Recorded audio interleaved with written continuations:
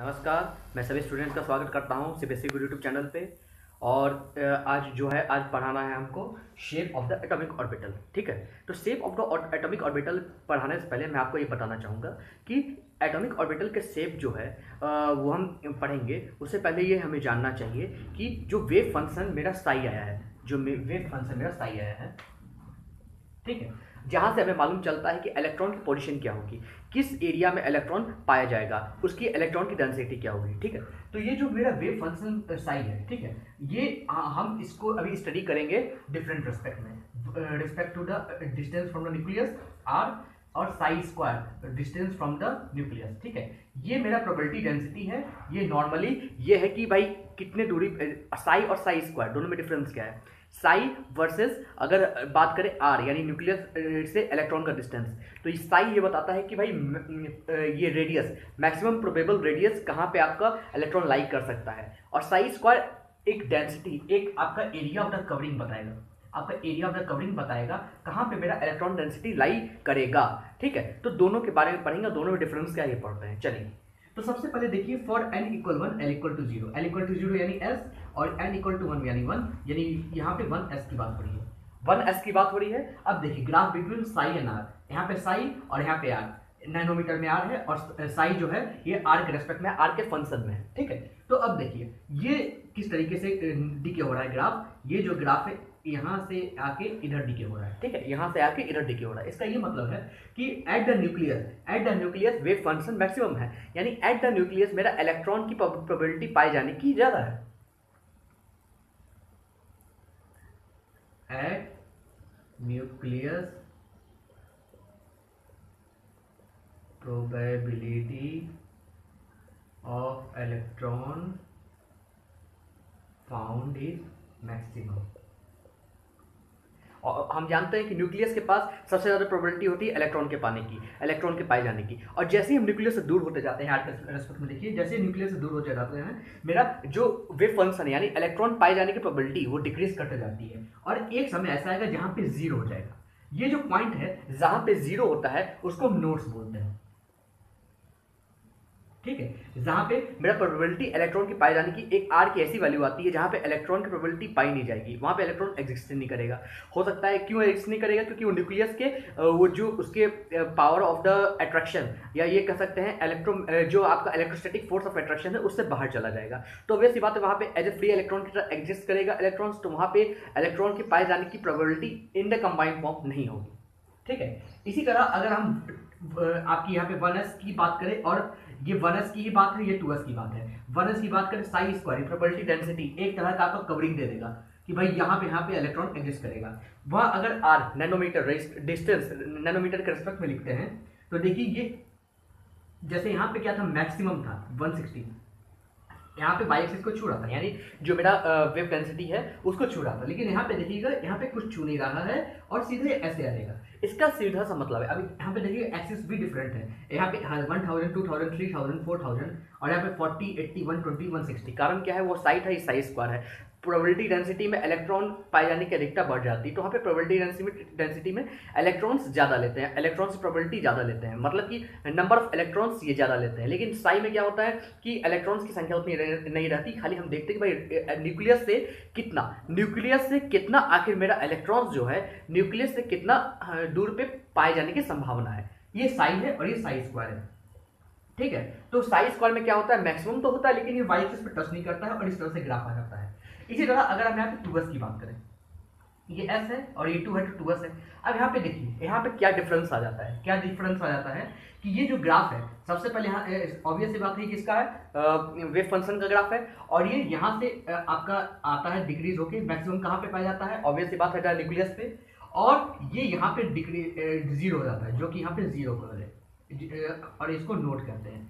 लेकिन देखने में आता है भाई अगर 1s रहेगा तो ये यहाँ पे डिक्रीज होकर जीरो हो जाएगा, उसके बाद इंक्रीज नहीं करेगा। लेकिन यहाँ पे क्या हो रहा है, यहाँ पे जीरो हुआ, फिर इंक्रीज किया, फिर धीरे धीरे डिक्रीज करने लगा, फिर लगभग न्यूट्रल होने लगा। लेकिन अगर इसी की बात करते हैं हम, साई स्क्वायर जो कि वेव फंक्शन है, जो कि प्रोबेबिलिटी मेरे इलेक्ट्रॉन से पाए जाने की बताता है, उसकी बात करें तो ये यहाँ पे तो छुएगा नहीं, डिक्रीज करेगा और फिर यहाँ पे जीरो होगा और फिर इंक्रीज करेगा, फिर यहाँ पे डिक्रीज करेगा और फिर पूरे साइकिल जीरो हो जाएगा। ये प्रोबेबिलिटी की अंतर होती है। ये प्रोबेबिलिटी ऐसा क्यों है, ये प्रोबेबिलिटी डेंसिटी ऐसा क्यों है, इसलिए ये प्रोबेबिलिटी हमको क्या बताता है कि probable electron can be find out at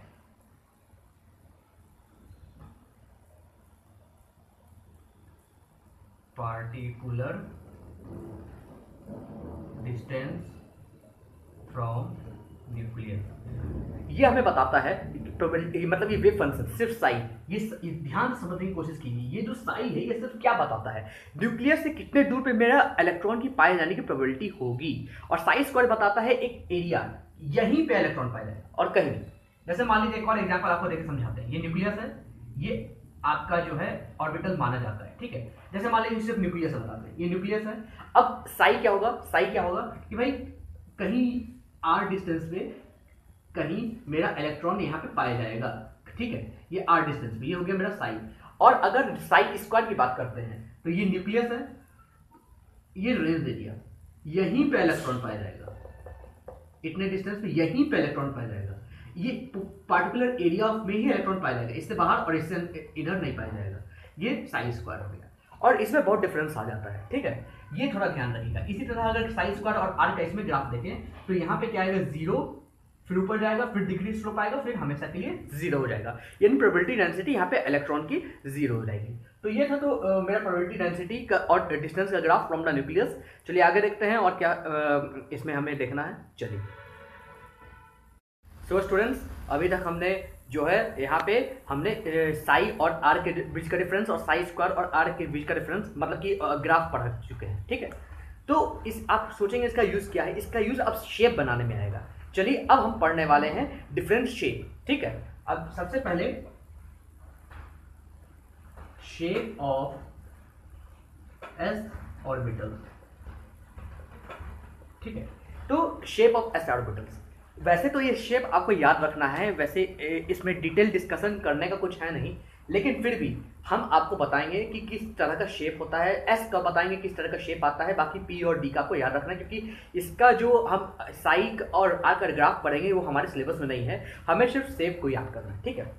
तो सबसे पहले देखते हैं एस का शेप क्या है। सबसे पहले हमने एस का डायग्राम पढ़ा हुआ है कि जो साई और आर का, जो कि नैनोमीटर में था, और ये साई जो आर के फंक्शन में था, इसका डायग्राम हमने कुछ इस तरीके का पढ़ा है। मतलब आई थिंक आपको समझ में नहीं आ रहा होगा, मतलब कि थोड़ा ग्रीन ग्रीन तरह का ना, हाँ इस तरीके का होता है, ठीक है। तो इसका ये मतलब है कि अगर आपको आई थिंक नजर आ रहा होगा, आई थिंक अब देखिए यहाँ पे क्या है, मैक्सिमम है, यानी न्यूक्लियस के अराउंड, यानी जीरो पे, न्यूक्लियस पे इलेक्ट्रॉन की प्रोबेबिलिटी ज़्यादा है और न्यूक्लियस से दूर एकदम जीरो है, यहाँ पे से जीरो है न्यूक्लियस से दूर। तो यहाँ से क्या ऐसा हम कर सकते हैं, न्यूक्लियस, ये न्यूक्लियस है, ठीक है। तो न्यूक्लियस के पास इलेक्ट्रॉन की प्रोबेबिलिटी ज्यादा है, न्यूक्लियस के पास इलेक्ट्रॉन की प्रोबेबिलिटी ज्यादा है, तो हम कह सकते हैं नियर टू न्यूक्लियस इलेक्ट्रॉन की प्रोबेबिलिटी मेरी ज्यादा है, और जैसे दूर होते जाएगा इलेक्ट्रॉन की प्रोबेबिलिटी कम होते जाएगी। तो एस ऑर्बिटल का शेप कुछ इस तरीके से ही होगा, एस ऑर्बिटल का शेप कुछ इस तरीके से होगा। ये पूरा सिमेट्रिकल है, ठीक है, यहाँ पे कम है, यहाँ पे ज्यादा है और यहाँ पे कम है। तो इस तरीके से हम कह सकते हैं कि एस ऑर्बिटल का शेप जो है स्फेरिकल इन नेचर होगा, ठीक है। एस ऑर्बिटल का शेप स्फेरिकल इन नेचर होगा, चाहे आप 1s ले लीजिए, चाहे 2s ले लीजिए, चाहे 3s ले लीजिए। डिफरेंस सिर्फ इतना आएगा कि 3s 2s more than 1 and 1s in case of orbital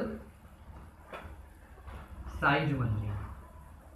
1s है तो थोड़ा छोटा साइज होगा, 2s है थोड़ा बड़ा साइज होगा ऑर्बिटल का, 3s है तो थोड़ा और बड़ा साइज होगा, लेकिन but shape is spherical 1G। Shape क्या होगा, सिर्फ और सिर्फ स्फेरिकल होगा। 1s है तो इतना रहेगा 1s का, 2s है तो इसका 2s रहेगा, 3s है तो 3s रहेगा। तो आप लोग याद रख लीजिएगा एस ऑर्बिटल का शेप क्या होता है, स्फेरिकल। एस ऑर्बिटल का शेप क्या है, स्फेरिकल, ठीक है। इसी तरह पी ऑर्बिटल का, पी ऑर्बिटल में तो साई और आर पर नहीं है आपके सिलेबस में, सिर्फ मैं बता दे रहा हूँ कि किस शेप का आखिर बनेगा। ठीक है, तो पी ऑर्बिटल की बात करते हैं। पी ऑर्बिटल में कुछ इस तरीके का होगा, एक्स वाई, हो सकता है बुक में कोई और एक्सेस लिया हो, मैं ये एक्सेस ले रहा हूँ, तो जेड। ये मैं बात कर रहा हूँ पी एक्स का। मैं ना तो एन की वैल्यू लगाया हूँ, 1 2 3 कुछ नहीं लगाया हूँ, आप अपने हिसाब से लगा लीजिएगा, क्योंकि 1 2 3 से सिर्फ साइज ही बढ़ेगा, उससे अलावा कुछ नहीं होगा। Main p x p y p z, यानी पी ऑर्बिटल का along x axis, p orbital का along y axis, p orbital का अलोंग जेड एक्सिस। ये क्या है? P orbital along x axis. ठीक है, तो इसका शेप कैसा होगा? इसका जो शेप है कुछ इस तरीके का होगा।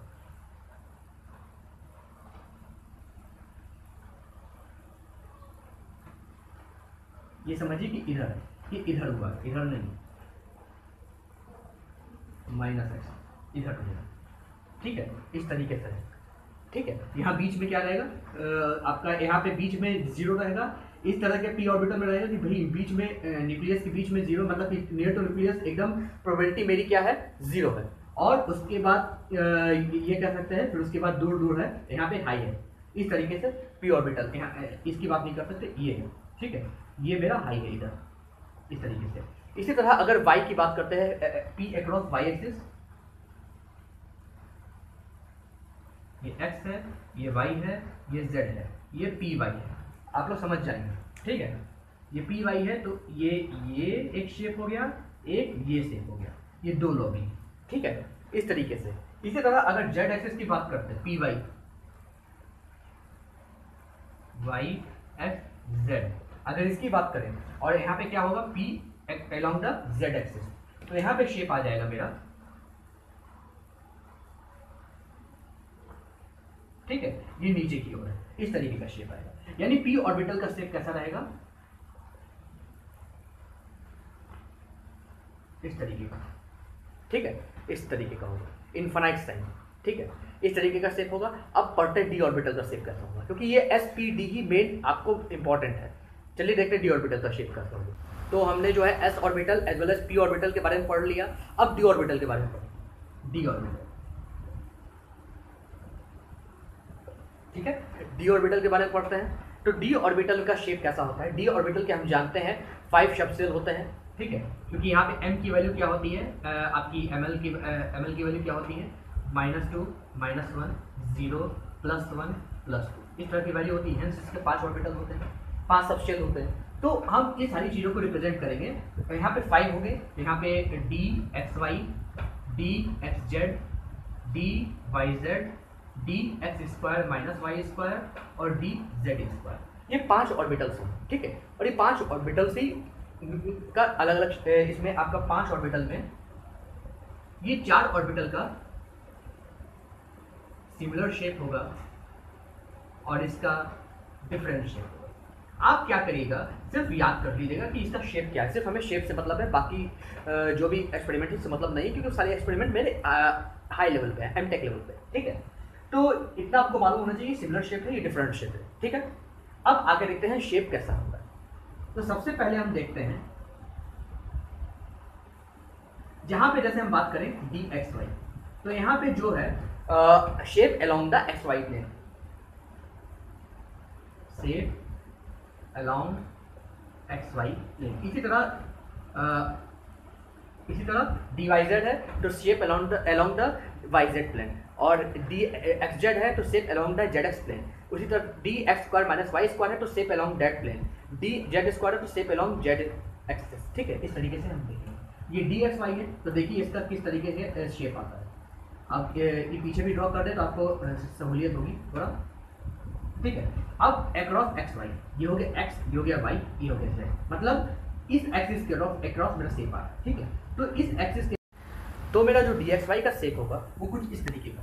ठीक है, डी एक्स वाई यानी एक्स वाई प्लेन, इस प्लेन, ये मेरा प्लेन है पूरा, इस प्लेन में देखिए डी एक्स वाई है तो एक्स वाई प्लेन में होगा ये इधर इस तरीके से, इस तरीके से, इस तरीके। ठीक है, ये शेप होगा। इसी तरह हम बनाते हैं डी वाई जेड का।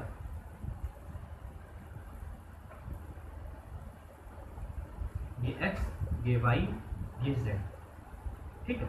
इसी तरह आप पीछे ले लीजिए। ये बनाना थोड़ा डिफिकल्ट है, ठीक है, लेकिन आप कोशिश कीजिएगा, प्रैक्टिस कीजिएगा तो बन जाएगा, ठीक है। तो अब डीवाई जेड प्लेन यानी ये प्लेन के क्रॉस बनाना है, ठीक है। Let us try. ये प्लेन के क्रॉस बनाना है तो सिंपल सी बात है, आप कैसे बनाएंगे, आपका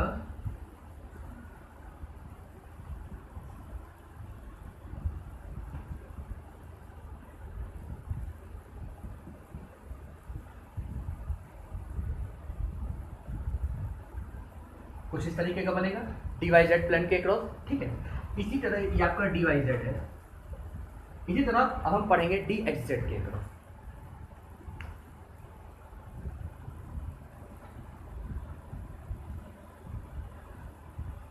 ये एक्स, ये वाई, ये जेड, इधर पीछे कर लीजिए। डिफरेंट कलर से इसलिए बना रहे कि आपको थोड़ा पता चले। अब यहाँ पे पढ़ेंगे D X Z. D X Z यानी इस प्लेन के अक्रॉस, ठीक है। तो इस प्लेन के अक्रॉस हमें मालूम करना है। तो यहाँ से आप मालूम कर सकते हैं। कैसे मालूम करेंगे, वही चीज एक्स जेड प्लेन के अक्रॉस बनाना है तो बनाइए इधर से,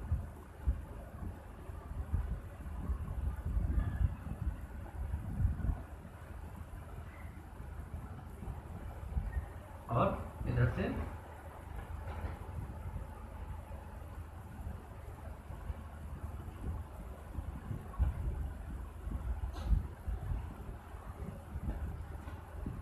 ठीक है।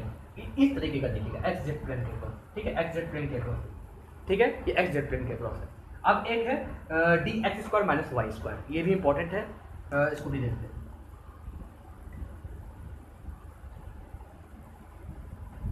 एक्स वाई जेड, ठीक है। अब X square minus Y square यानी अब ये हम जानते हैं X square minus Y square यानी ये एक्स है, ठीक है, ये एक्स है, और ये माइनस वाई यानी ये माइनस वाई हो गया, ठीक है, ये माइनस वाई हो गया। अगर एक्स स्क्वायर इसका स्क्वायर ले तो इस प्लेन के क्रॉस बोल रहा है, ठीक है, इस प्लेन के क्रॉस हमें बोल रहा है बनाने को। ये क्या है, X square minus Y square. अगर हम टोटल इस तरीके का ले तो इस प्लेन के क्रॉस हमको बोल रहा है बनाने को। तो इस प्लेन के क्रॉस अगर बनाएंगे तो आई थिंक कुछ इस तरीके का होगा। ये आपका होगा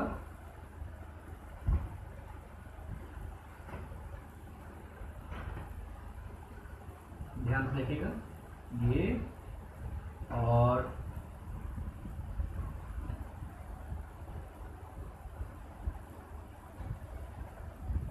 ये और ये और ये आपका इस प्लेन के क्रॉस है। किस प्लेन के क्रॉस है, D X Z, D X square minus Y square. ये प्लेन आपका हो गया, जैसे ये एक्स है, ये माइनस वाई है, तो इसके बीच का प्लेन ये इस प्लेन का हम बात कर रहे हैं, ठीक है। थोड़ा ध्यान से समझिए, समझ में आएगा, बहुत आसान है, ठीक है। अब हम बात करेंगे डी जेड स्क्वायर प्लेन की। तो डी जेड स्क्वायर प्लेन की बात करते हैं। एक्स, ये वाई, ये जेड, ठीक है। तो डी जेड स्क्वायर प्लेन की बात करते हैं। तो डी जेड स्क्वायर प्लेन की बात करें तो यहाँ पे क्या होगा, इसके अक्रॉस होगा, और यहाँ पे शेप बिल्कुल अलग होगा, ठीक है। यहाँ पे शेप जो है बिल्कुल अलग होगा। वो किस तरीके का होगा, वो कुछ इस तरीके का होगा, ये कुछ इस तरीके का होगा, और इधर से इधर और इधर से इधर, ये दो लोब बनेंगे, और बीच में इस तरह का सर्कल बनेगा। ये बीच का सर्कल थोड़ा और हाईलाइट करके हम ब्लू कलर से दिखा देते हैं, जिससे आपको मालूम चले, ठीक है। इस तरीके का रहेगा। तो ये मेरा डी जेड स्क्वायर है,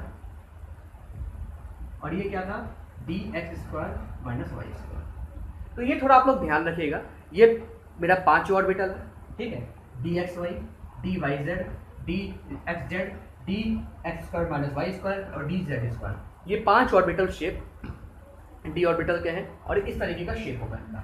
बस थोड़ा एक्सिस ध्यान रखिएगा, किस एक्सिस के अलॉन्ग है, किस प्लेन के अलॉन्ग है, ठीक है। आई थिंक ये समझ में आया होगा आपको। डी ऑर्बिटल का आपका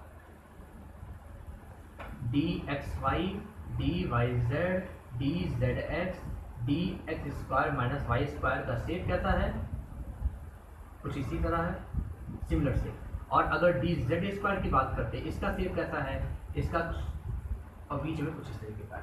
ठीक है, ये याद रखिएगा, आपको बेहतरीन याद होगा। मुझे उम्मीद है कि आपको अच्छा लगेगा। ठीक है, तो इस वीडियो को लाइक कीजिएगा, इस वीडियो को सब्सक्राइब कीजिएगा, इस वीडियो को शेयर कीजिएगा, इस चैनल को सब्सक्राइब कीजिएगा। और कोई भी डाउट, मुझे मालूम है बहुत सारे डाउट आने वाले हैं। ठीक है, बहुत सारे डाउट आने वाले, लेकिन पहली बार में अगर आप पढ़ रहे होंगे, अगर 2-3 बार पढ़ चुके होंगे एनसीईआरटी वगैरह, तो आपको डाउट नहीं आएगा। लेकिन अगर पहली बार पढ़ रहे होंगे तो डाउट आना लाजमी है। तो आप कमेंट कीजिए, नीचे कमेंट कीजिए, सर मेरे को कुछ नहीं समझ में आ रहा है। मुझे मालूम है 1% भी समझ में नहीं आएगा, कुछ समझ में नहीं आ रहा है, जरूर कमेंट कीजिएगा।